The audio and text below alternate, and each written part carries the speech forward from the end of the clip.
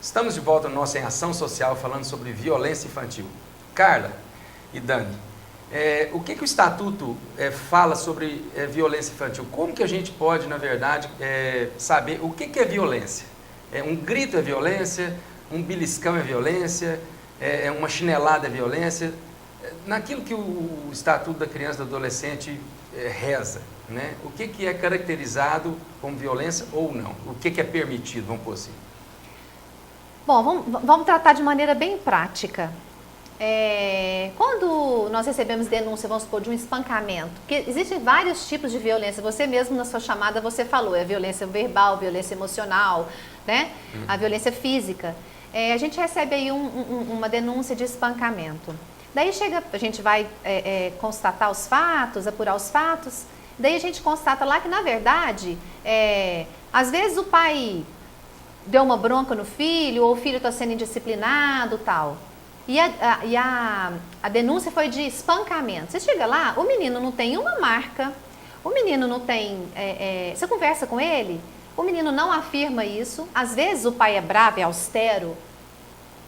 É muito diferente de uma violência física, de um espancamento. Até que ponto também a conselheira, Dani, ela pode, né, e deve escutar a criança? Porque a gente sabe que criança geralmente não mente, mas ela às vezes não sabe. Ela intensifica, cria, ela fantasia algumas coisas. Vocês têm algum papel assim na área psicológica de tentar decifrar alguma coisa onde a criança também pode ser valorizada no seu depoimento?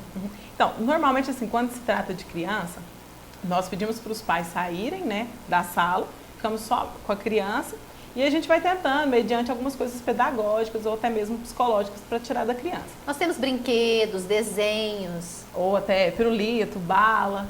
Só que assim, às vezes, precisa de todo um trabalho. Essa criança não, por exemplo, abuso sexual principalmente. A criança não vai se soltar no primeiro dia. Então a gente encaminha para um órgão, que é o SEMAIA, e lá eles têm todos os técnicos, assistente social, psicólogo, para estar tirando isso. E eles têm, são brinquedos, eles já me explicaram, é um jacarezinho que tem lá. Eles pegam o jacaré e começam a conversar com a criança e perguntar como é que o papai, o vovô, o titio, que seria o abusador, brincou com você, para a gente poder tirar. E isso, assim, para um relatório judicial até é válido. É válido. Gil, só terminando a questão da violência da física, e às vezes chegam também pais pra gente que falam, olha, eu bato no meu filho, eu dou chinelada, ou eu bato com cinto, ou eu bato com alguma coisa, o filho é meu, eu educo do jeito que eu quiser. Não é você que paga minha conta, não é você que faz isso, não é você que faz isso, e prefeito não quer saber de nada, governo não quer saber de nada, afinal de contas, dentro da minha casa quem manda sou eu. É violência? Sim, é violência. Pode? Não, não pode. É contra a lei. Bater com chinelada, bater com cinto, até com a mão. Está no ECA que não pode. Está no ECA, Estatuto da Criança e do Adolescente. É contra a lei? Pai, é contra a lei, mãe. Como conselheiras, como é que você vê, né, o limite onde existe a disciplina, a correção, né? Porque não que eu seja a favor, né, da violência, mas eu vim de uma geração onde meu pai me dava uma palmada quando eu era desobediente. Então, até que limite que a gente entende essa questão da violência? Porque vocês, como conselheiras, vocês vão ter que ter muito senso de equilíbrio e juízo, né, principalmente quando a gente vê um menino muito custoso e que você pensa, esse menino merecia umas palmadas, né? Mas o fato, Gilberto, é que existem várias maneiras de se disciplinar uma criança, de corrigir uma criança. Eu falo criança porque se a criança for bem corrigida, for trabalhada, existe bastante diálogo. Enquanto criança, quando for adolescente, provavelmente não vai dar trabalho. Claro que toda regra tem sua exceção, mas eu acho que o diálogo é muito importante. Os pais hoje em dia não têm tempo para os filhos, e o tempinho que tem, menino faz arte que é bater. Que tal parar, conversar, ensinar? E aí você vai começar, às vezes na hora você não vê resultado, mas você colhe isso futuramente. Daniela, diante de algo que vocês receberam como denúncia, por exemplo, maus tratos, e vocês chegam na casa e percebem que essa criança foi, de fato, violentada, né, fisicamente. Há marcas. Qual que é o procedimento? Existe, na verdade, um procedimento de conscientização primeiro? Ou já é punitivo com relação aos pais, alguma coisa assim? assim, tem que analisar o caso. Se foi a primeira vez, existe sim um trabalho de conscientização. Agora, se já é uma denúncia... E acompanhamento. Porque assim, essa família, ela não vai ser escutada pelo conselho e parar por ali. Ela vai ser encaminhada para o órgão, que hoje chama Casa da Família, antigo CRAS. Dependendo, ela vai ser encaminhada para o SEMAI. Dependendo, a criança precisa... A mãe está trabalhando e não tem um tempo à tarde. Vai ser encaminhado para o NAICA, que é um centro de formação que se estende à escola. Então, cada caso é um caso. Então, agora, até chegar ao ponto de afastar essa criança para encaminhá-la para um abrigo, então... é a sétima instância. É muitas águas, O abrigo é a última instância. Agora, assim, nós também procuramos, a gente tem o respaldo da família. Vamos supor, a criança naquele momento não dá para ficar ali, ou a criança está sozinha em casa. Nós vamos procurar uma pessoa da família, vó, vô, tio. O abrigo é a última instância. E com relação a outro tipo de envolvimento, vocês recebem muito, por exemplo, quando a criança está envolvida em tráfico de drogas ou até no uso de drogas, isso é considerado uma violência? Porque essa questão da violência hoje é tão abrangente, né?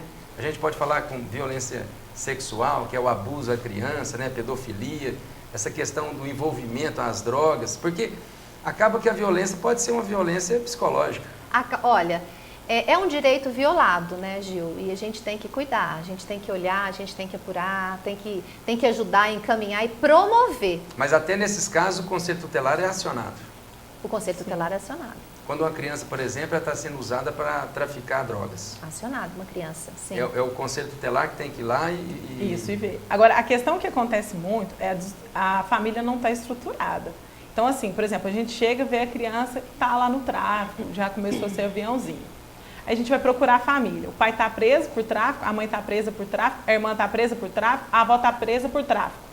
Então, assim... Nesse caso, tem que encaminhar a criança a um abrigo. Um abrigo. Porque não tem estrutura familiar. Então, assim, o que a gente vê hoje, um grande número, esse número muito grande, crescendo de violência, é a falta de estrutura familiar. E diante de tudo isso que vocês têm vivenciado com relação à violência, existe um diagnóstico, por exemplo, é porque os pais estão desempregados, é porque o pai é alcoólatra, é porque a mãe é promíscua?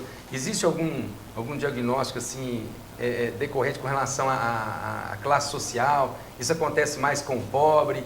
Isso é um problema do nosso país? Vocês teriam como falar um pouquinho assim? Existe um motivo pela violência? Olha, essa questão de existe um motivo é bem abrangente, é bem complicado, mas a gente tem percebido nos nossos colegiados, nas nossas reuniões, nas nossas conversas, que a base de tudo, Gilberto, é a questão familiar. É a família. É a família, é a desestrutura da família, às vezes, porque, olha, falta de dinheiro, condição social, é ruim? Poderia ser melhor? Claro que poderia ser melhor, nós precisamos de muito para chegar lá, né? Mas quantas famílias pobres que são estruturadas, sabe? Que a gente vai lá que de repente o problema não é violência, às vezes é uma falta de escola, ou às vezes é até mesmo falta de comida, por exemplo. Então a gente pode chegar assim numa conclusão clara de que o problema da violência não tem nada a ver com a classe social. Não. Mas tem a ver com a desestruturação. Desestruturação. Que acaba que a gente afirma que é a falta do evangelho, né? Esse evangelho destituído de religiosidade. Eu não estou falando aqui de que uma família precisa ter uma religião. Ninguém aqui está falando de uma igreja. Mas precisa ter princípios. Mas precisa ter valores cristãos. Sem dúvidas. Vida com Deus. Sem sombra de dúvidas. Tanto é que é até interessante você ter falado isso, que eu estava até conversando com as meninas a respeito. É incrível como quando chega... eu não estou aqui generalizando, tá? Por favor. Mas é incrível quando a gente vê a diferença de uma família, quando vai lá nos procurar por algum problema ou pedindo ajuda, orientação, a diferença da família que frequenta uma igreja, ou que tem uma certa fé, ou que, sabe, a diferença, os valores são diferentes, a forma de tratar as crianças, de encarar essa coisa do dia a dia, da vida, como levar, é muito diferente. É muito diferente. Inclusive, as próprias famílias que têm que busca, né, algo mais, que busca Deus e tal, que, por exemplo, tem problema de droga em casa. A maneira de trabalhar isso é muito diferente. Eles nunca pensam em deixar de lado e abandonar. Muito pelo contrário, eles buscam ajuda até no final. Obrigado, Carlos. Obrigado, Dani. É isso aí, nós estamos falando sobre violência infantil. E a gente tem percebido que o problema da violência está na desestruturação da família. A gente percebe que um sonho, né? Um plano de Deus para a nossa vida é a família. E quando a gente vê que isso começa a ser destruído, tudo isso vai gerando com que outros sintomas, né, na nossa vida vai acontecendo até chegar ao ponto desse problema, que é a violência, de nós realmente violentarmos a criança nos seus direitos, no seu carinho, na falta de amor. Por isso, não tem nada a ver com religião, não tem nada a ver com a participação de uma fé numa igreja em si, né, numa denominação, mas é a sua vida com Deus. No terceiro bloco nós vamos fazer as considerações finais e falar um pouquinho como que a gente pode, né, enquanto instituição, enquanto sociedade, combater a violência infantil.